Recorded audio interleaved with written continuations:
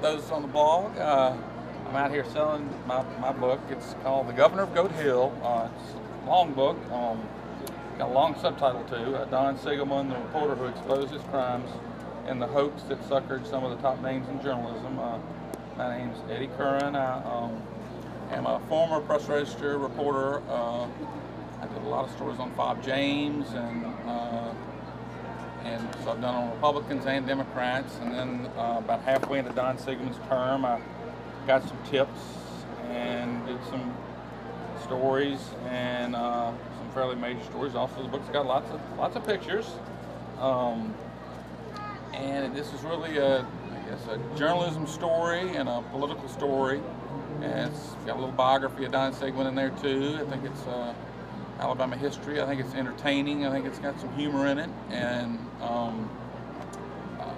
more than anything, it's kind of like, in a way, a detective story too, because I try to, with each of the stories I did, there was one on the sale of Siegelman's home. There was Siegelman's legal fees of about $1.4 million while he was governor that he was paid. I try to show the reader from tip to story so they get a sense of discovery as I went through it, as I learned about each, how sometimes you get a tip, sometimes you get a hunch, or you see something that makes you interested.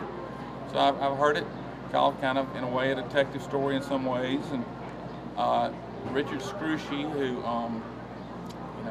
very well known, he should have gone to prison for the Health South fraud case in Birmingham, but somehow he got off.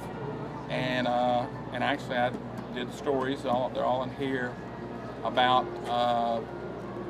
$500,000 in donations that were hidden and concealed and other things, and that was included in the prosecution with Siegelman. And so Richard Scrushy was found guilty, and he is now in prison. Don Siegelman's out on appeal. I believe he will be going back.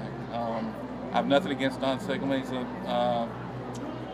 he just misguided in many ways, and I don't say that I respect him necessarily, but he's a nice person, and there's just no animosity here. And I think the book is, the last part about it is the national media came in, and a woman named Jill Simpson, who I compare to Otis and Mayberry, came up with the most bizarre tale of Karl Rove having something to do with how she, with Siegelman's prosecution, and the national media, 60 Minutes, New York Times, jumped on that against all the facts and evidence, and they never consulted with any of the Alabama media that had covered Siegelman and that knew the story. And so Siegelman kind of became a national cause celeb of, he's a victim, a political victim, and he has done a lot to sell himself as a political victim, even though I'm sure he knows that